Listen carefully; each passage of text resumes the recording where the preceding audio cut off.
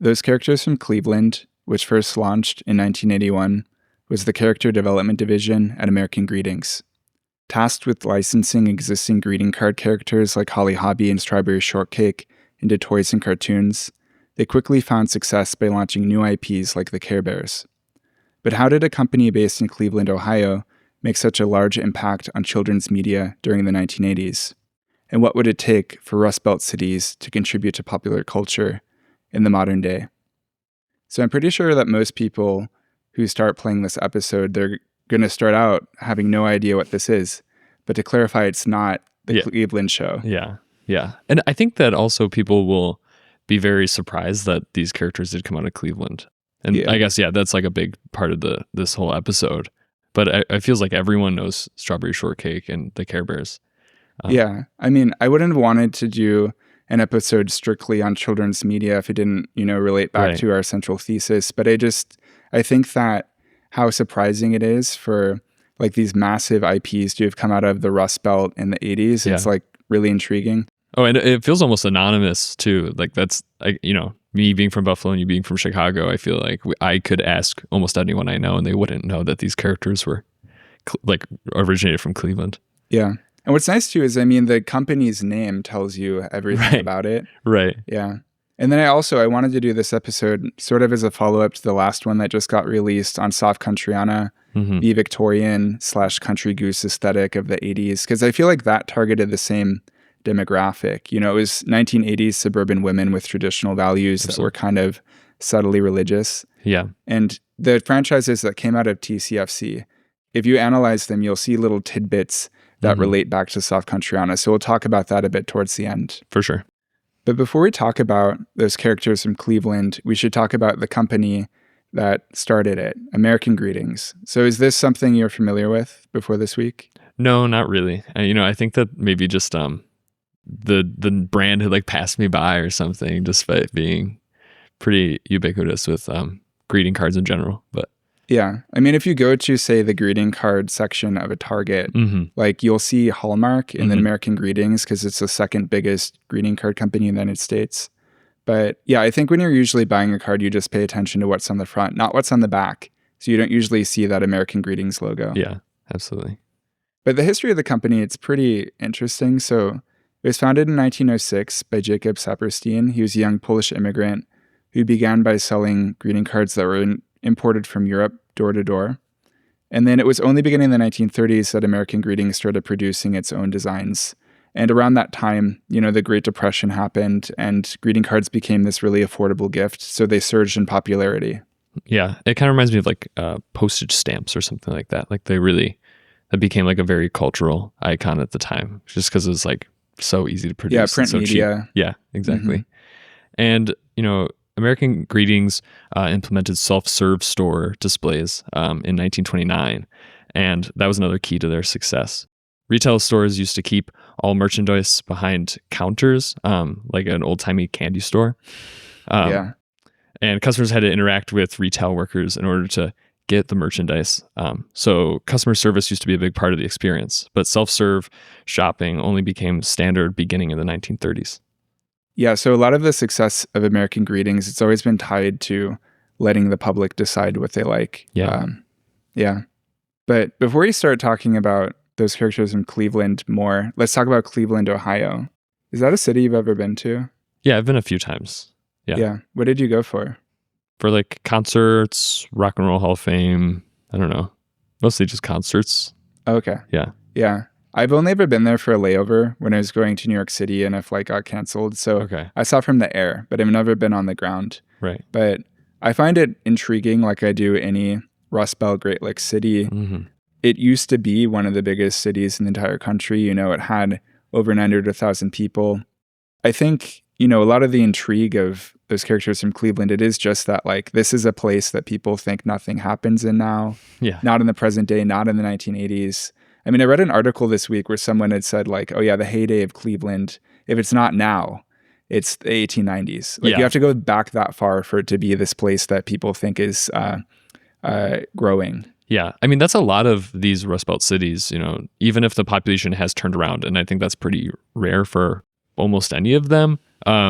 And like, if the population is still increasing, it doesn't have like the impact on the rest of the country that they used to. Like maybe locally there's like an art scene and a music scene and whatever, and that's successful and cool for the people that live there. But, if you're asking someone that lives in like Tennessee or Arizona, they don't think or care about Cleveland or Detroit.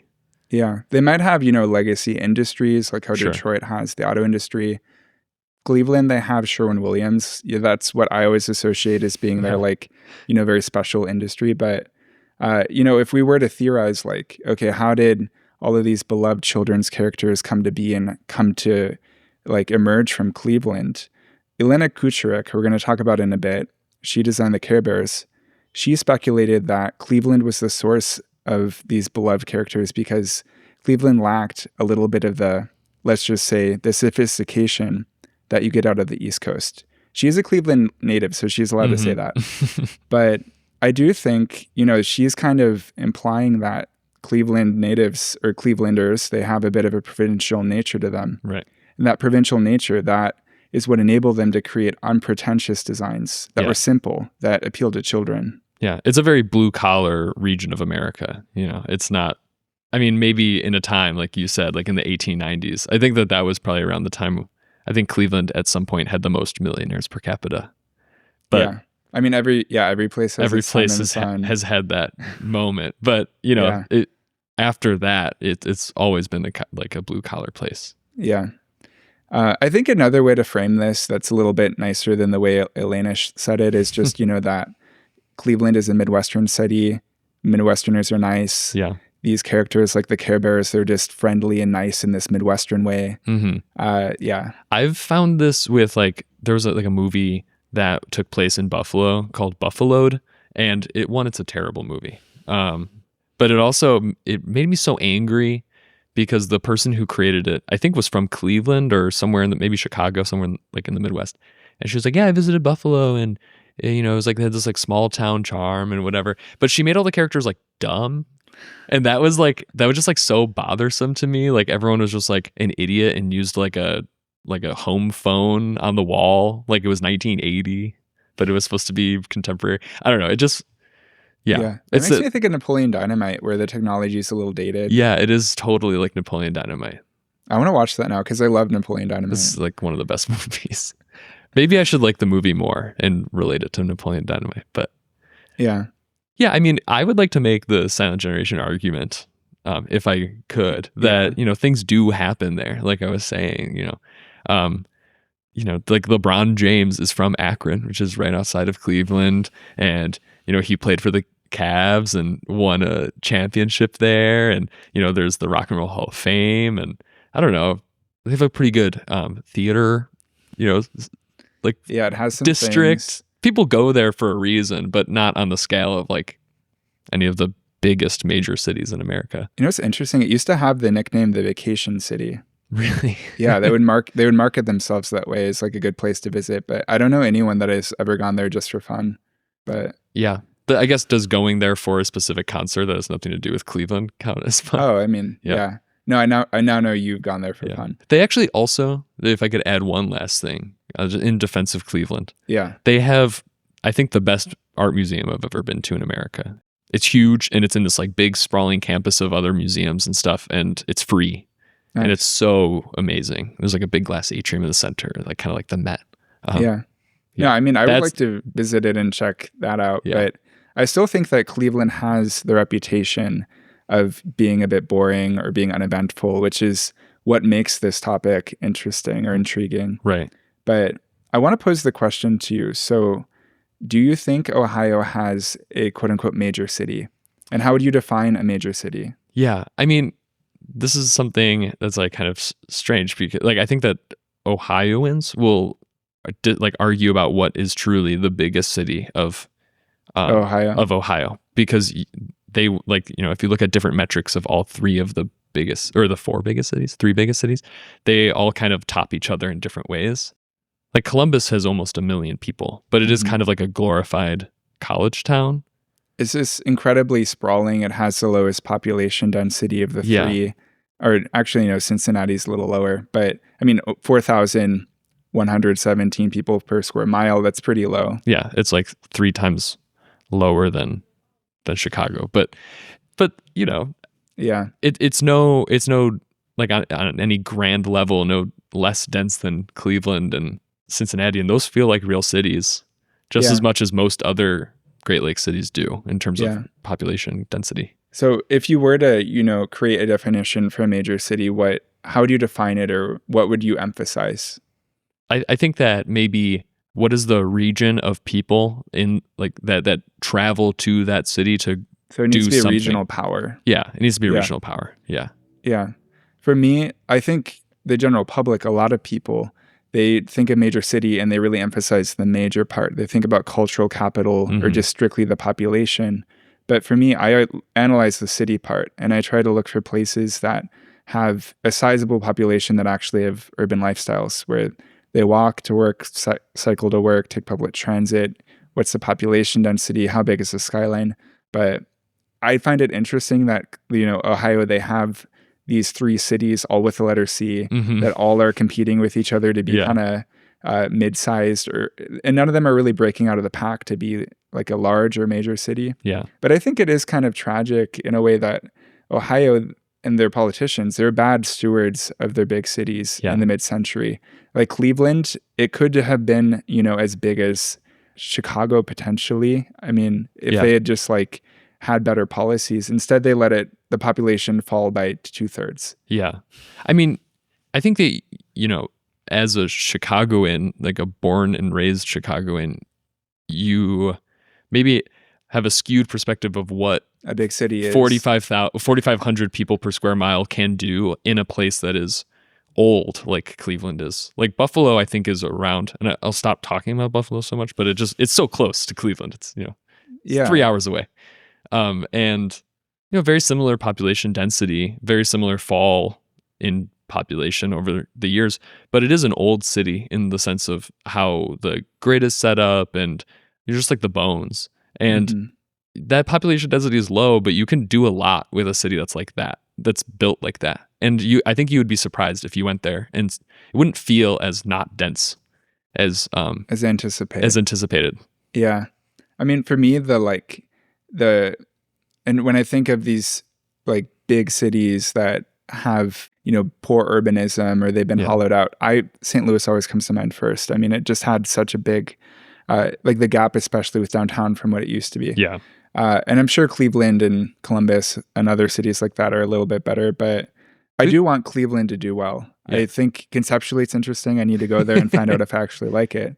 But it has good bones. Like, it has the largest metro system in the Midwest outside of Chicago. Right. In terms of the coverage, because it has 1 heavy rail line, 2 light rail lines. But when I meet people from there, like I met people from Cleveland who don't even know that the light rail lines exist.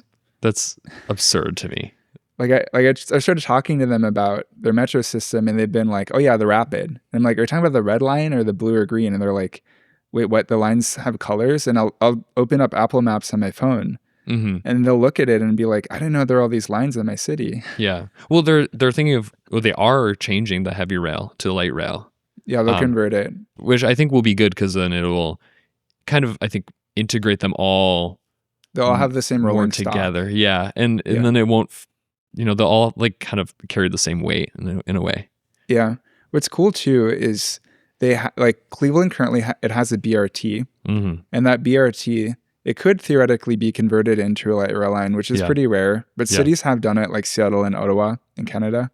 But yeah, if they could do that, and they had all of these branches and they were all interlined in all these ways, like those service patterns would be like, cities would beg for that in the modern day. I think even Chicago views, I've seen a ton of articles that use Cleveland's, I think it's called like the Health Line, the BRT. Yeah. I think that, I've seen multiple articles that reference that as like a model for even Chicago, which is 10 times as large as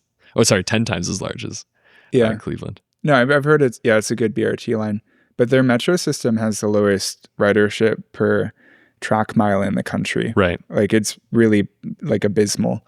I think one thing that, I will say about Cleveland is that, kind of like Detroit, a lot of the downtown core was preserved throughout the urban renewal times.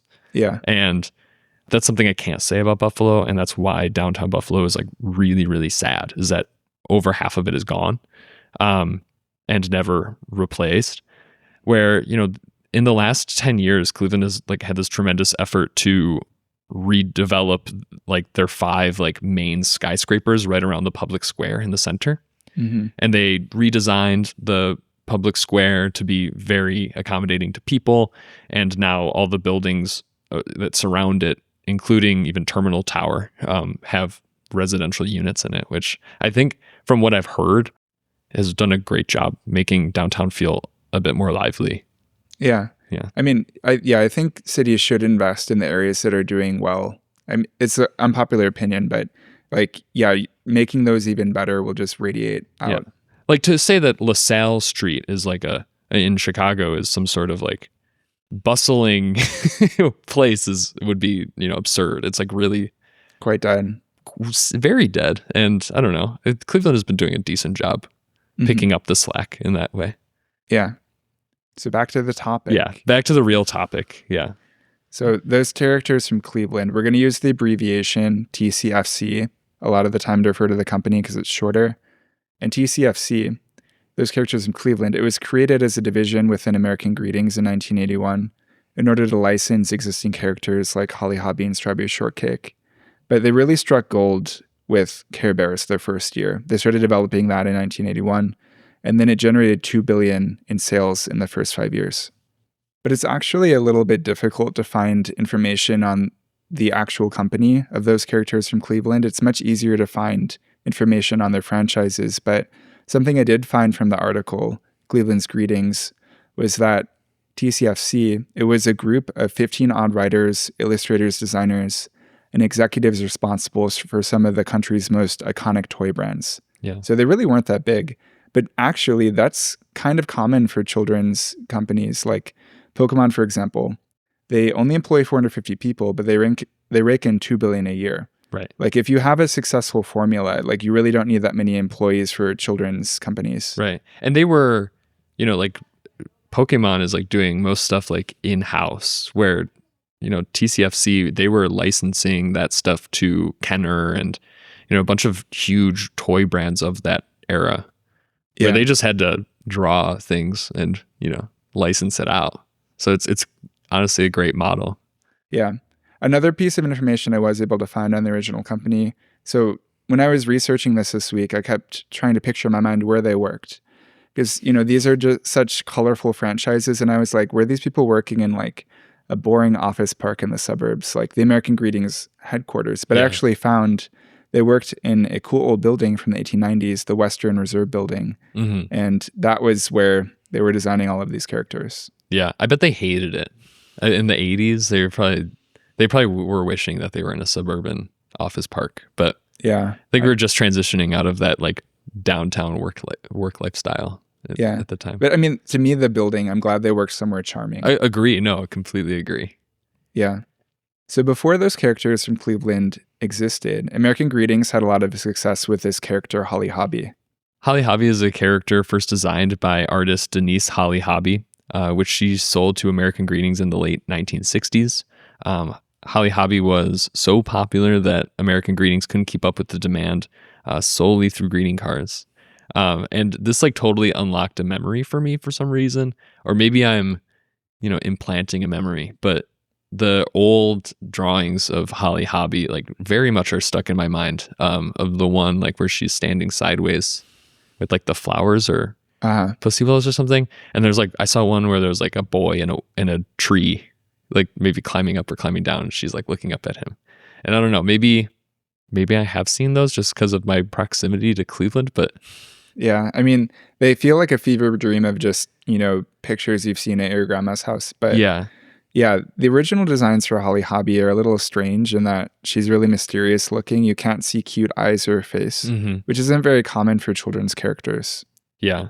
You know, she was licensed in the 70s to a line of rag dolls and then like an Easy Bake oven knockoff called the Holly Hobbie oven. And it was like shaped like a big old wood powered stove. Yeah. Which kind of matches like the New England country aesthetic going on. Yeah, the aesthetic of Holly Hobbie, it's sort of referencing this really particular rustic New England aesthetic that was sort of referencing all of the textile mill workers that used to work into the textile mills, young women, and all of her dresses that are made out of patchwork fabric. Like that's what it's touching or referencing. Absolutely. But, in the 80s and into the 90s, Holly Hobbie had moved into like real dolls with vinyl heads. And even in 2006, there was a series called Holly Hobbie and Friends, which was released on Nick Jr., which I feel like also fever dream-ish, I remember.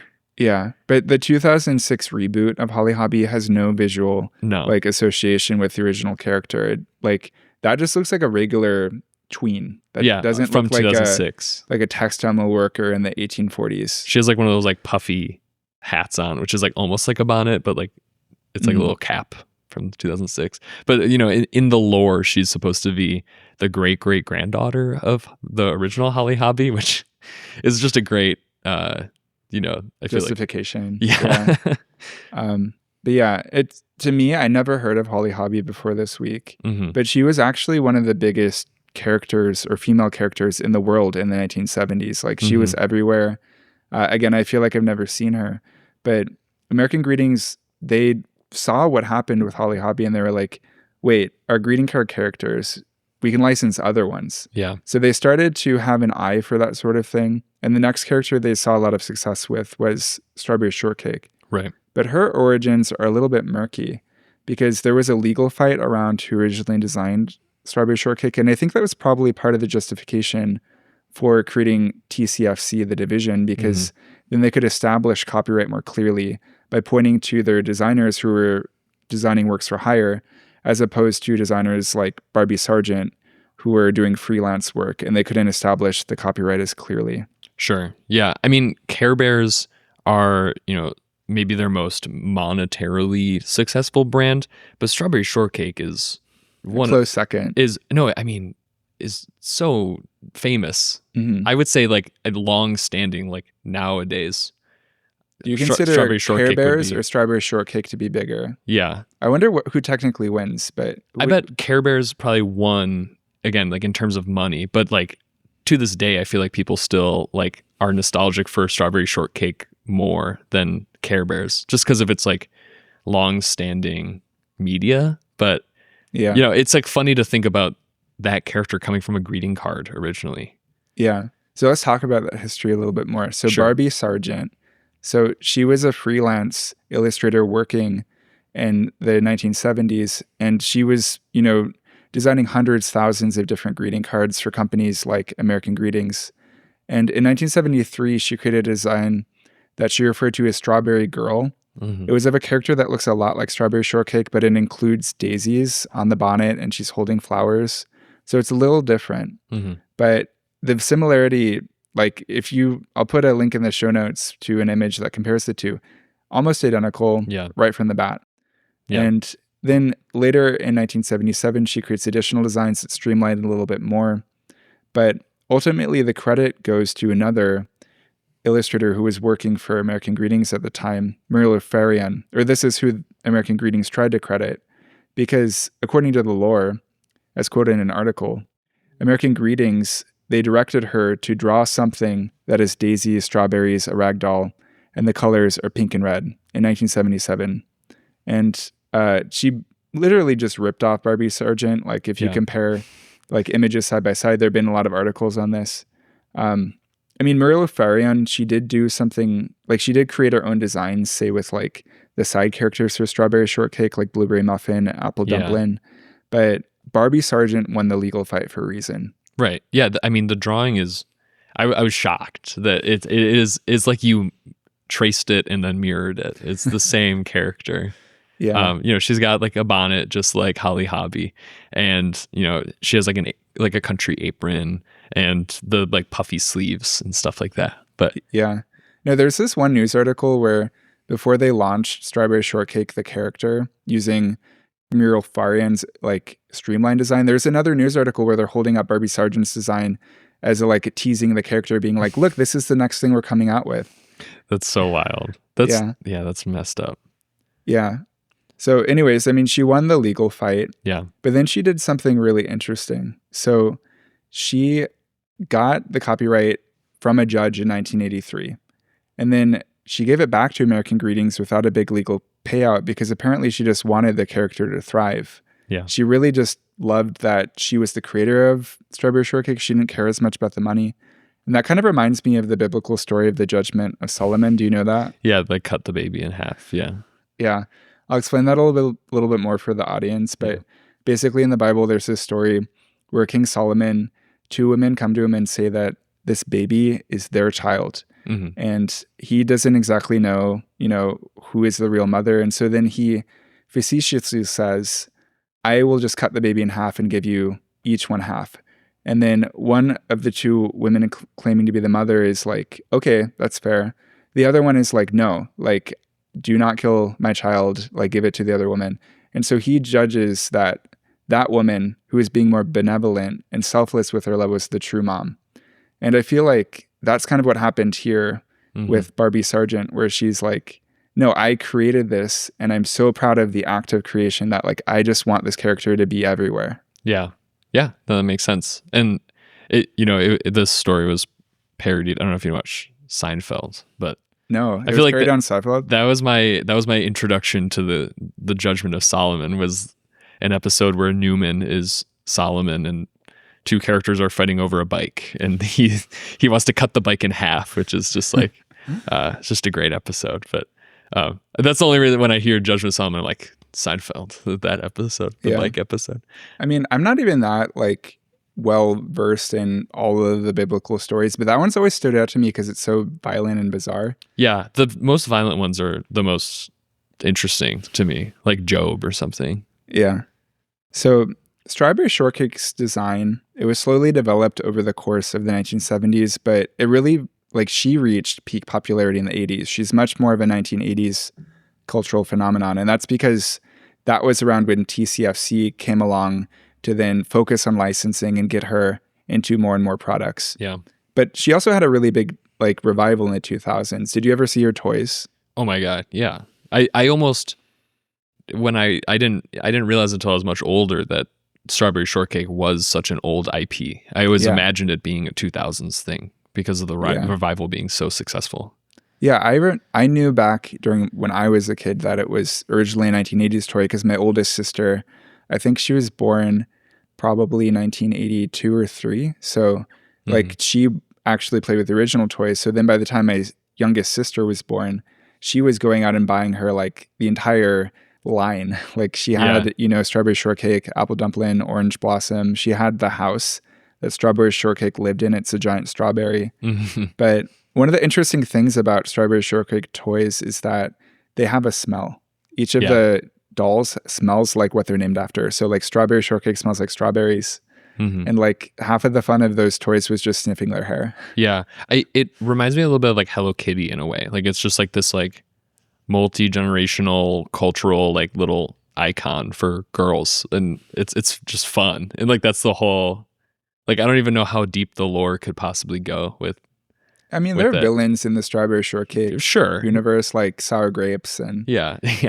I'm not trying to talk down on Strawberry Shortcake and lovers of it, I promise. But I just mean, like, I think that's sweet. Yeah. I don't know. I didn't have Strawberry Shortcake toys when I was a kid, but I feel like I remember my mom being nostalgic for them because, that was like her childhood and stuff. Yeah. I mean, as of the mid-2020s, I mean...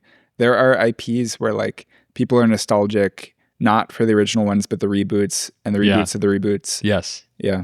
Yeah. You said something about like parents wanting their kids to play with toys or, interact with things that they grew up with. And that's that they're nostalgic for. Yeah. And like, that's like, on the other spectrum of it, like Transformers and Star Wars, like those IPs will just never die for that reason. Yeah. One of those that I'm actually nostalgic for is the Care Bears. Yeah. I mean, of the, the franchises we're talking about today, this is the one I was the most interested in as a kid. But by the time the 1980s rolled around, American Greetings, they'd turned multiple character brands into successful media ventures. And then they established TCFC in 1981 to try to continue replicating that success. And the Care Bears was the first IP that they made from scratch as TCFC. Yeah. And they really struggled with it because the Care Bears were kind of reverse engineered. So they wanted to tap into the teddy bear plush market because that was 40% of the plush market in the 1980s. And so they were aiming to try to reinvent the teddy bear, but how? So according to the article, The Bear Truth, the designs that were later put on Care Bear stomachs, they were first developed for an American greeting cards line that never got launched. The line was going to use symbols to convey emotions, but they couldn't come up with enough symbols to launch the line. So, one of the cards would have a heart on it, to like express affection. Another one would have a stormy rain cloud to express grief. And so there were very basic symbols like that. And then, some TCFC employees, they were trying to think of, okay, how do we innovate teddy bears? And there was one employee named Ralph Schaefer. He realized that he can combine the designs from the failed line, those symbols, with teddy bears by putting them on their stomachs. Yeah. And he came up with the idea, but he was not the first to illustrate them. Yeah. I love that quote from him that he goes, I'm sitting here looking at a simple pencil sketch of a bear and thinking, what in the hell am I going to do with these bears? Something in my head just took those graphics and flopped them over on the bear's stomach. I drew that heart on the bear. Boom. It's like so ridiculous. Like it doesn't sound real at all. Like I think it feels like he's totally hamming it up just to like sound like, yeah, I just had this genius idea. It struck me like lightning. Yeah. I mean, it sounds apocryphal, but I mean, that is how it happened. They were more or less reverse engineered. Right. And it was actually such a big innovation that they were able to get copyrights for putting like symbols on bear stomachs. I mean, particularly with the plushies, but yeah. I mean, it was a big innovation technically. Absolutely. And Elena Kucherik, who we brought up earlier, she was freelancing for American Greetings at the time. And she went on to be the original, the original illustrator. Yeah. That's credited. Yeah. She is a Romanian American / Cleveland native who first designed the Care Bears in 1981. But before she started freelancing, she worked as an illustrator for the company. She would do things like draw decorative borders and looping vines. But she had gained a reputation after a while for drawing cute characters. So that's why they approached her to create these new designs for colorful bears. And a lot of the early Care Bears artwork, if you look at the bottom, they'll have these small signatures of Elena. Yeah. And that's how you know it's like extremely OG. Yeah. Yeah. I don't know. The illustrator signatures are so fun. Like one of the illustrators in that article, The Bear Truth, they were talking about how they wanted to be. It was Dave Poulter. He was like, I want to be the next what's his name from the Peanuts? Oh, Charles Schultz. Yeah. He's like, I want to be the next Charles Schultz. I just find that like really sweet because. Yeah. I mean, they made characters that were just as iconic. But one more thing of note about Elena Kucherik before we keep going. Oh, yeah. Extremely religious. She's never done an interview where she talks about her religion or what denomination she is. But after she stopped working on the Care Bears, she went on to illustrate a children's book series called Little Blessings. And they have titles like God Loves You and What is God Like? And so it's sort of built into like this sort of like light Christianity. It's built into the aesthetic of the Care Bears, which we'll talk about later. Yeah, absolutely. I don't know, those types of kids books, not to be too personal, but I grew up like completely secular.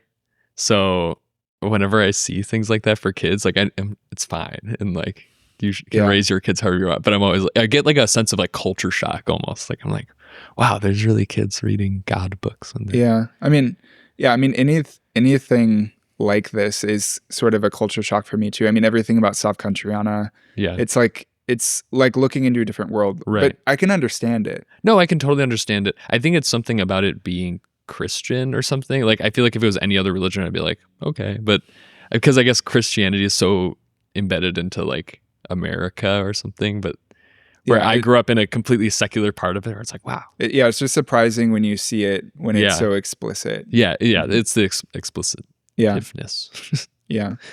So Elena, she originally designed the Care Bears, and there were originally 10 designs. These included Bedtime Bear, Birthday Bear, Cheer Bear, Friend Bear, Funshine Bear, Good Luck Bear, Grumpy Bear, Love-A-Lot Bear, Tender Heart Bear, and Wish Bear. Their names were picked off of what could be copyrighted. That's why it's Funshine Bear instead of Sunshine Bear. You know, that bear, they have a sun on their stomach, Yeah. and that's why it has that sort of odd name.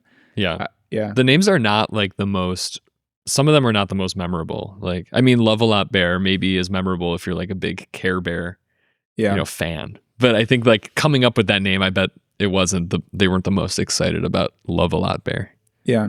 I mean, the most popular Care Bear, the one that's always portrayed as the leader, Tenderheart Bear, he was just originally going to be called Love Bear.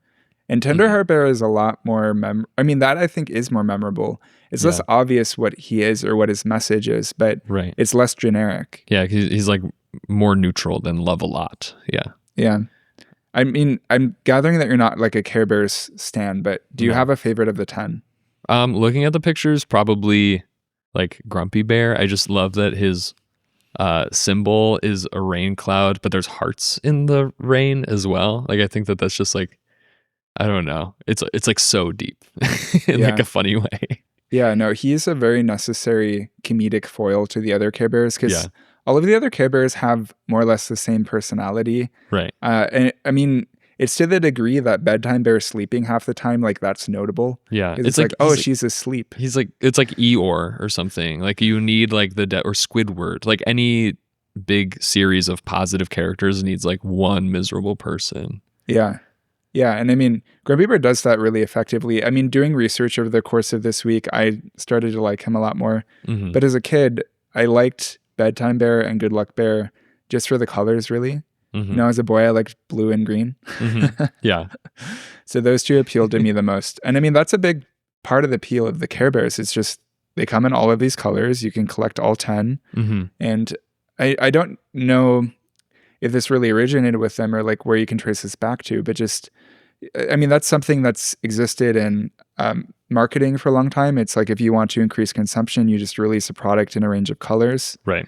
And this, I mean, these original Care Bear designs, other than the stomach having a different symbol on it, it was the color being different. That's all that differentiated them. It's like Power Rangers, Teenage Mutant Ninja Turtles. They're all the same. Yeah. But the Care Bears, they make a lot more sense once you know the backstory with the failed greeting card line based off of symbols. I mean, like Birthday Bear, that to me is the most generic and boring. Like who would ever say Birthday Bear is their favorite Care Bear? That's a great, What is Birthday Bear's role in the show? I mean, if it's one of the Care Bears' birthdays, like he'll probably bring out a cake. So he sits around for 350 days of the year. Yeah, doing nothing.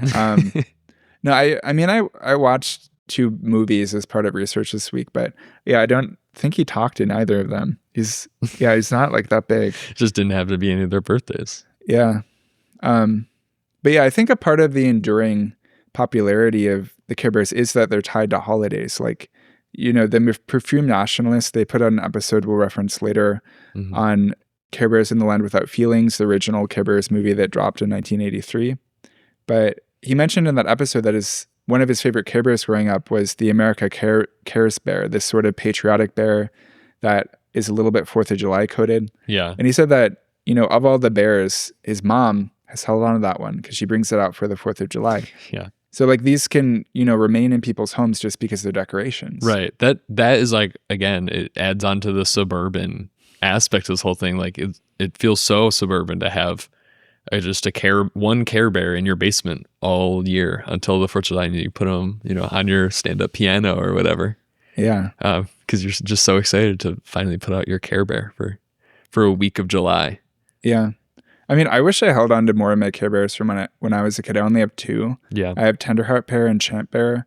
Tenderheart Bear maybe because it was the first I got, and then Champ Bear was because I did gymnastics as a kid. Mm-hmm. And my mom, after my first gymnastics meet, she gave me like a Champ Bear to put all of the ribbons I got on. And she was like, you can't play with this one. It's just to look at. And so that one was in the best condition. That's why I kept that one. Which one's Champ Bear? I think I looked it up, but...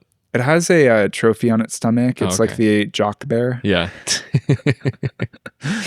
really funny.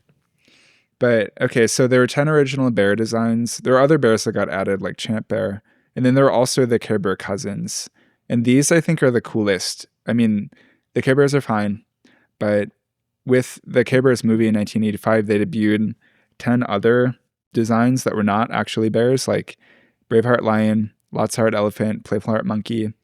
And it's just cooler. They're different. Yeah, you know? they're not just recolored versions of the other ones. Yeah. They have like cool hair and Yeah. Yeah. I love Playful Heart monkey as a kid because monkeys were my favorite animal. yeah. Did you To this day. No, now I would say I like goats and mountain goats a lot. Really? Do you have a favorite? Do I have a favorite animal? What was your favorite as a kid? I like big cats a lot, I think. Like I don't know. lions. Yeah. Lions and tigers. Yeah. I mean, you might have liked, Braveheart lion then. He speaks with a southern accent, which is kind of charming. What does that have to do with lions? That's just so funny. I don't know, maybe just to make him different. Yeah. But I mean, in the movie, which I watched, Mhm. like of the Care Bear cousins, he has the least powers. Like he's just kind of can't do anything the whole Yeah. time. He's I guess just, he roars, but yeah. yeah. He's just brave. Yeah. So, Elena Kucherik's designs, really popular right off the bat. So the designs were sort of developed, perfected in 1981. Mhm. Then in 1982, American Greetings puts them on cards. But then there's this really big launch in 1983 in March, right before Easter. The TCFC team, they were extremely successful. They met their goal. They licensed their products to the degree that there are thousands of Care Bear products that are going to hit the shelves all at once. And so there's then suddenly this really large demand for Care Bears. Like they cannot meet it. It's immediately this sensation. Yeah. And as part of that, they then put out their first piece of media, The Care Bears in the Land Without Feelings, in 1983. And it feels rushed. Yeah, that is so quick. I can't imagine doing anything that big in 2 years. Like, Well, I don't know for sure that they, like, when they started to plan this movie, if they started to do it, before the products hit the shelves, but I don't think so. right. Based off of the animation style and how short it is, it's Mhm. less than 30 minutes. I think they probably did that after the launch in March 1983. But, Yeah. But anyway, I mean, it's an interesting piece of media. I mean, in the Care Bears universe, children are always kind of portrayed as having the attitudes of teenagers where they're like, I don't care about anything. They're very nihilistic. Yeah. But that's why the bears are there, to teach kids to not be nihilistic, Mm-hmm. because then the kids will want the bears. I don't know. Yeah. But I mean, I find it interesting though that like with those characters from Cleveland, what they did was basically build intellectual properties from the bottom up, not Mhm. from the top down, because the format for merchandising, particularly for children's toys or like children's IPs, this was first pioneered by Star Wars, where basically it would be like a really big movie or TV show would come out, Mhm. and then it would get licensed to the merchandise based off of how popular that piece of media was. Yeah. But TCFC, it was the opposite, where it would go from greeting cards to merchandise and then to TV shows or movies. And so it was bottom up. Yeah. And they're able to do that because greeting cards are so cheap to produce. Right. And then they also got to learn what was the most successful and what could be a TV show or a movie. Mm. Yeah, I wonder what would have happened if Care Bears, the greeting card line, wasn't successful. But I'm sure, my understanding is it did well right away, like 40 million the first year. Wow. So, Yeah.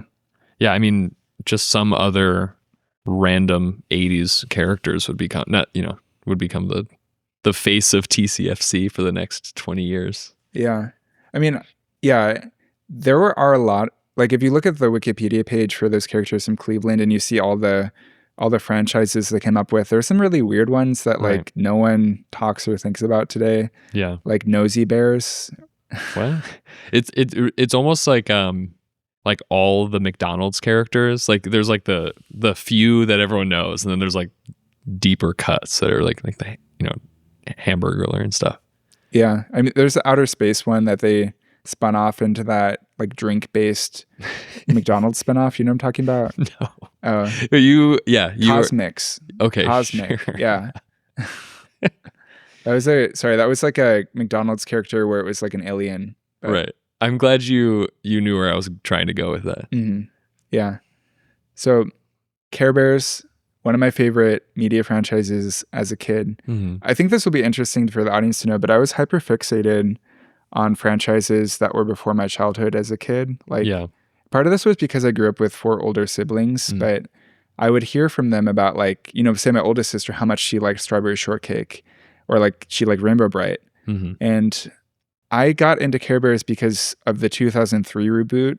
I remember getting this like book from the Scholastic Book Fair, Yeah. where it was of like the Care Bears, and I would just like stare at it all the time. I love the colors, Mm-hmm. but they're like, I got into them because of the, like, I was satisfied with the reboot designs. I didn't actually go, part of it was because like, I mean, who wants used plushies? Like the ones that survived from the 80s were kind of gross, but I was satisfied with the newer ones on the shelves. But in general, as a kid, I would go to like vintage toy stores and hunt down like, you know, old Teenage Mutant Ninja Turtle action figures. And I was really into Captain Planet and the Thundercats, even though those were more than a decade. Those were popular more than a decade before I was born. But yeah, even as a kid, I was like how I am today, where I'm just really obsessed with these fixations of the past. Yeah. I mean, I had that, like I had aunts and uncles that were just like a little bit old. They were like teenagers when I was born. So I spent a lot of time with them at my grandparents' house when I was a kid.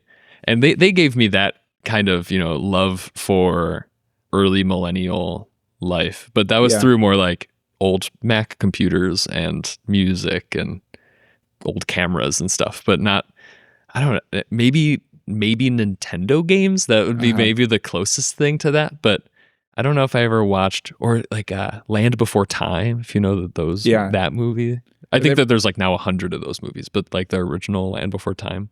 Yeah, but they probably didn't hold on to their toys, did they?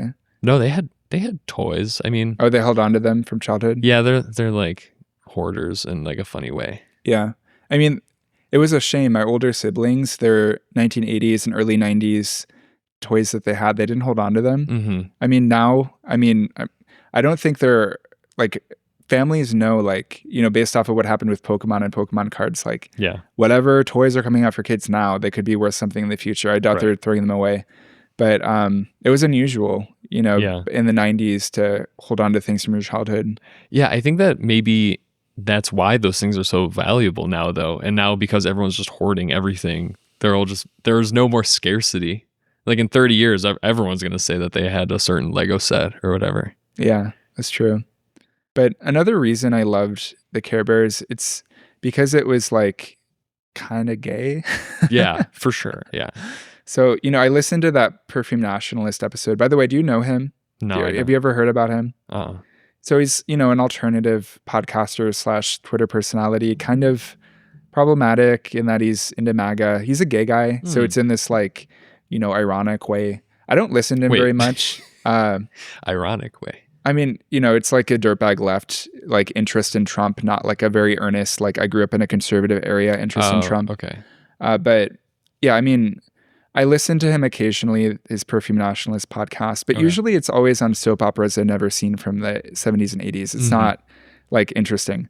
But he came out with a Care Bears episode a couple of months ago and it just like floored me. It was perfect. Yeah. He had a lot of really good takes, including that like Care Bears are perfect for little gay boys because Care Bears were in the sweet spot of being kind of girly but unisex. Yeah. Yeah. Because I grew up with a lot of sisters with 4. Right. And so they had plenty of girls' toys I could play with, but Care Bears were the girliest toys that were actually mine.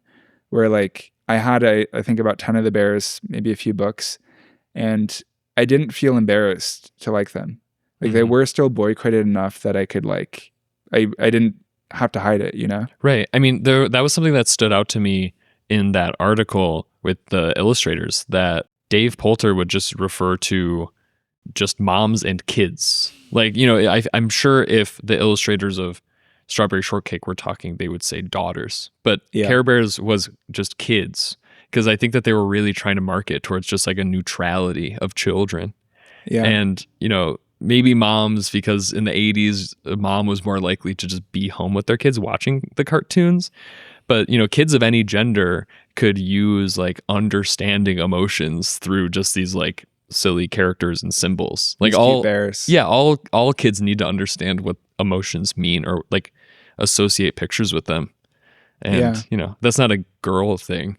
Yeah, I mean, it's kind of Lindy to view like children in this sort of sexless way, or in this like gender neutral way. Yeah. Because, I mean, the Care Bears themselves are also kind of gender neutral. Like when I was watching those 2 movies this week, I would be surprised by some of the characters, who the voice actor would be. I'd be like, oh, I thought that was a male or female Care Bear. Some of them, you kind of can't even tell. Well, they're all drawn the same, right? Mhm. And then you like, And you you look like, for the eyelashes because you're Yeah. like, oh, is it the no? no. The eyelashes, half of them don't have them. Anyway, Yeah. Well, and then there's the colors, and you gender colors, and then you look at like what emotion they're portraying, and you gender the emotion, and then it still is just like random anyways, Yeah. which is fun. I don't know. Yeah. But I mean, that's another reason it's appealing. It's just kind of androgynous. It's very androgynous. Yeah. Yeah. But yeah, that's why the Care Bears have, a place in my heart. But the Perfume Nationalist, they brought on a guest with him, Terry Mitchell. I don't know who that is. Something interesting about the Perfume Nationalist is that you can pay to be on the pod. It's like $500. Yeah. And so just like random people go on. He has this like really fervent fan base where they pay $500 to like do an episode with him. Mm-hmm. And it seems like that's who half the guests are. But I don't know I don't know who Terry Mitchell is, if she's one of his fans or whatever. But like, she did this episode and she said this point about how the Care Bears films, they hold up because they were made very intuitively, probably quickly, without considering it too much. Just being like, that feels good and that feels evil, without being like, this is the backstory of why that's good and why that's evil. Mm-hmm. Care Bears is a franchise that presents there being an objective good and an objective bad, and it's not interested in the moral gray zones that I'm just bombarded with in media all the time. Yeah. I like that about it. And I think that's something I carry into adulthood. I do believe in objective good. Yeah, I agree. And I do think that it's interesting a lot of the times, depending on the story that you're telling, to like feel some sort of sympathy for the bad guy. But it's way easier to just have just like a simple story like that. And yeah, like it's fun. It's Care Bears. It's not meant to make you like kids aren't supposed to go to sleep and just be like, man, I'm really, morally torn over what's going to happen next episode. That's not what it's for. It's meant to make you feel good, Yeah. And it does achieve that, I think. I mean, I don't think about these values a lot as an adult. I don't have kids yet. I don't think about the basics of human emotion and empathy. Mm-hmm. But I mean, caring about others, it's at the root of not being antisocial, of not being a nuisance to society. The ability to care is important. Right. And that goes, it's literally their name, Care Bears. Yeah. Yeah. And, on that, now we can kind of address the Soft Countryana connection. Do you think Care Bears are, of the three franchises, which do you think is the most Soft Countryana coded? I would say probably Holly Hobbie, because that's like the starting point. But then I think it decreases from there. And Care Bears, I think in like message. Yeah, in message and like greater aesthetic is still Soft Countryana, but like in the nitty gritty, when you're really looking at it, it's not. Like if you were to just get a frame, you would not. I don't know if you'd be able to make that connection. Yeah, it's much more abstract. Yeah, abstract. Yeah. Holly Hobbie and Strawberry Shortcake, they have vaguely Victorian looks. Holly Hobbie more so, but the origin of Holly Hobbie, it connects to Soft Countryana in this really interesting way, where again, it's that like New England textile worker, factory girl from the mid 1800s. Yeah. Strawberry Shortcake, it's just a bonnet. Right. It's not quite as explicit. Right. The Care Bears, in that Perfume Nationalist episode, they talk about how they describe them as like living in heaven. Yeah. Because they live in the sky. They live in this land called Carolot. Mm-hmm. And they are kind of cherubic. And at times they're kind of like omnipotent. Yeah. Because like they have these devices that they can use to like surveil naughty children and like intervene in their lives. What do they make them do? Well, the Care Bears will just come to Earth and then teach them how to care. Okay. Yeah. That's always how they resolve the problems. Right. But another way that like Care Bears connects to Soft Countryana is through Easter. Mm-hmm. Because that was when the big launch was in 1983. It was a month before Easter because plushies are really popular gifts for Easter baskets. And I found this 1984 commercial of a grandmother gifting her children Care Bears in an Easter basket. And she's in just like like a full-on South Countryana outfit. It's like it's a very low quality commercial on YouTube, but like Yeah. it's there. It's like what a cartoon would make a grandma look like. Yeah, Yeah. in this like vaguely Victorian Mm-hmm. cartoonish way. Mm-hmm. Yeah, But it's a particular type of Easter aesthetic. It's not Catholic doom and gloom. Like I feel like if you go to church, like a Catholic church on Easter, it's like it's pretty somber. Or Mhm. maybe it's like more, it's like not like Christmas, but it's like still pretty somber. Like you're like staring at dead Jesus or whatever. But it's like this Yeah. like light, airy, I don't know, like it's very It's more high Protestant. Yeah, it's eloquent. Yeah. Protestant. Yeah. Yeah, I mean, it reads as very waspy. Yes. Yeah, For sure. I mean, yeah, Easter is kind of omnipresent in South Countryana because the aesthetic, it's really Easter minus pastel green and yellow. Mhm. That's something I say on the episode. Yeah. But I mean, that's the funny, to go back to Cleveland, it's like weird that I don't view the Midwest as being super Protestant. I view it as being pretty Catholic, like with all the Polish immigrants and Eastern European immigrants and stuff. yeah, So it's funny that like what they clung on to was the more East Coast highbrow version of this whole thing when it, like we said, these characters were only be able to be created because it was this lower brow place. yeah. Now I'm extremely curious about what Elena Kucherik's denomination is because again, she's a Cleveland native. Mhm. She later moved to Connecticut and she was working as a freelance artist in Connecticut when she first designed the Care Bears. Yeah. The most waspy place. I mean, that Mhm. is probably the most waspy state. Wasp Central. Yeah. And so I'm like, yeah, I wonder if she's like, she probably is Protestant. She's probably Protestant, like like Lutheran or something. Oh, that would be perfect. Yeah. Yeah. That would make a lot of sense to me. Is- But I wonder because again, she's Romanian American. I Yeah. wonder what. Orthodox. No, that's not an Orthodox. No, I don't know what I'm just Romanians yelling at are, you. but anyway. One more thing I just want to bring up. Okay, did you get a chance to see the episode artwork I'm going to choose? I saw the whole like spread of all the images. The ads? So, yeah. Yeah, so it's from the Strawberry Shortcake and the Care Bears Best of Friends sweepstakes. This is a sweepstakes that happened in 1984 where you and 20 of your friends, you could have won the chance to hang out with Strawberry Shortcake and Tenderheart Bear. Mhm. And what's weird is that there were like 50 winners. So 20 people per winner. Is that what you're saying? Uh-huh. Wow. So like 2,000 children partied with Strawberry Shortcake and Tenderheart Bear. 1,000. Oh, 1,000. But- it's still a lot. That's a lot. That must have been like when Fairly Odd Parents and Jimmy Neutron had a crossover in like 2008 or whatever. That had to be generationally awesome for kids of that time that those Yeah. two characters came together. Yeah. It's like, I remember, seeing a Sweet Life of Zach and Cody sweepstakes Yes. advertised on Disney Channel all the time. And it's like, who won that? Right. And Right. often no one can ever find the answer. Yeah, that is such a lost thing to time. Like sweepstakes just like don't happen the way.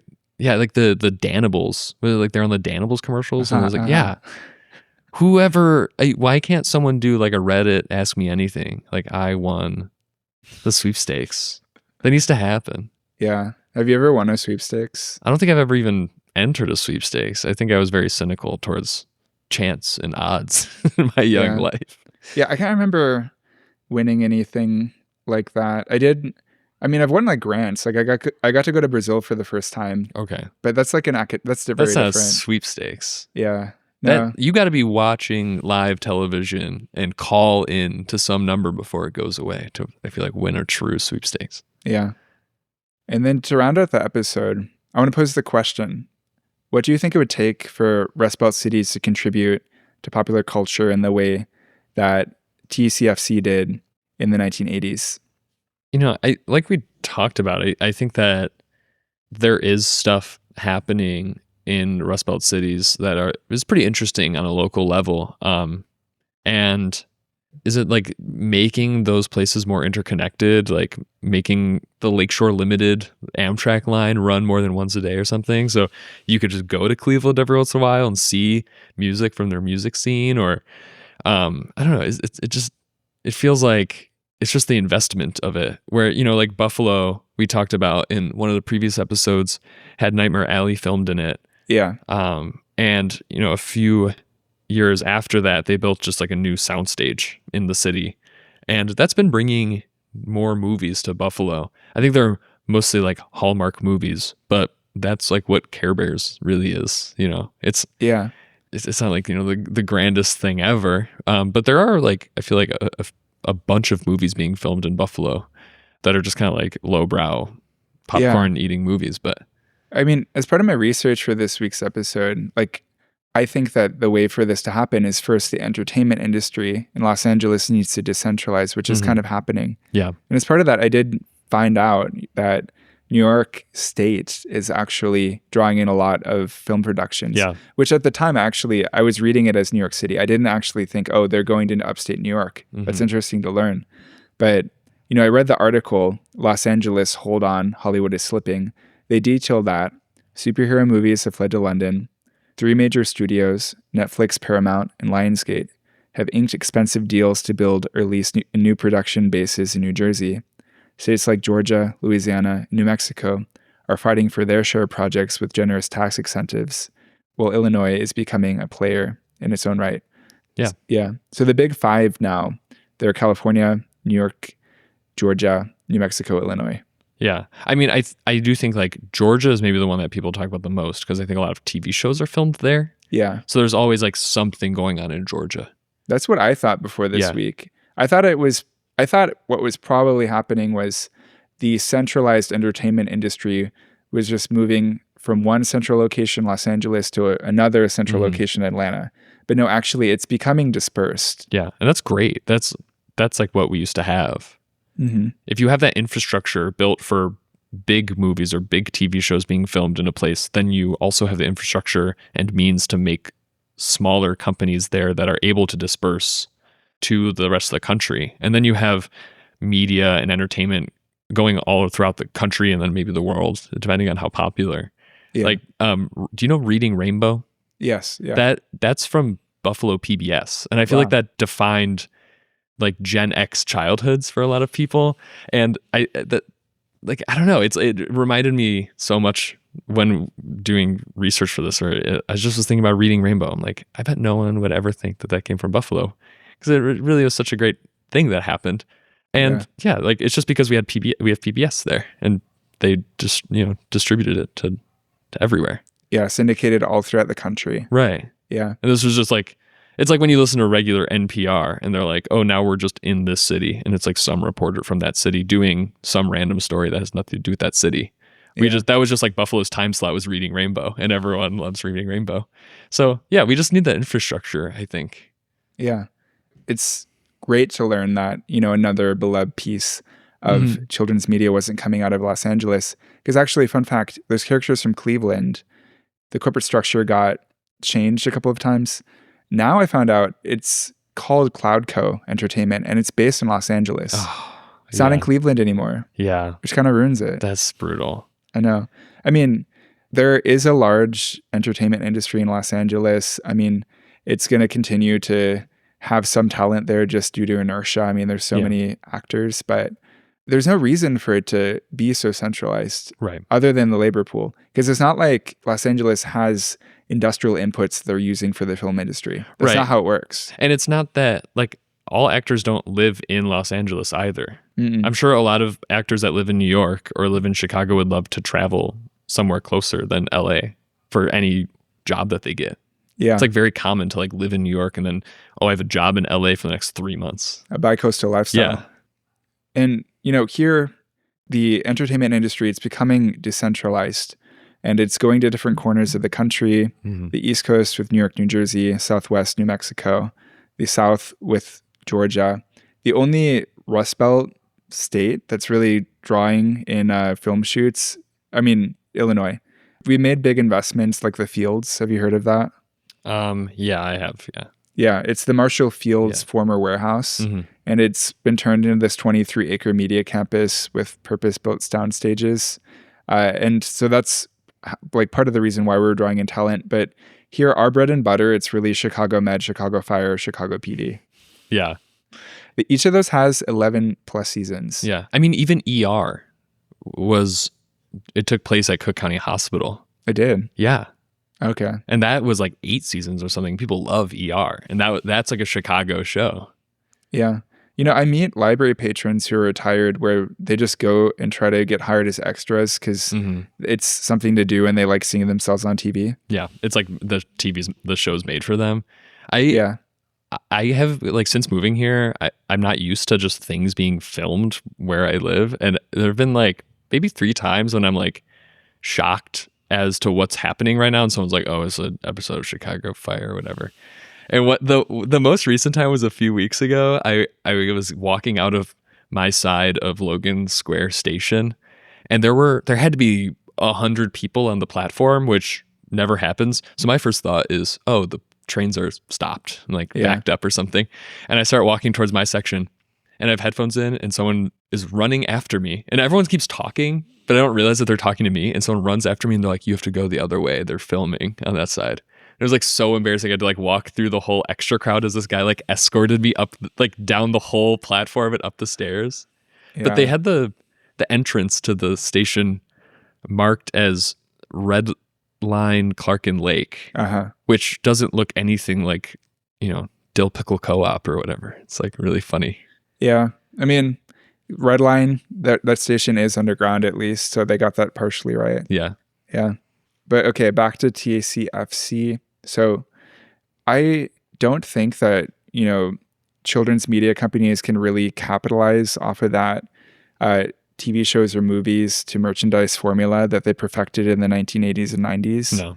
And it's because, children now, most of the content they consume, it's YouTube videos and Instagram Reels. It's not long form content. I mean, that's long form content to them now. It's too long for them to watch.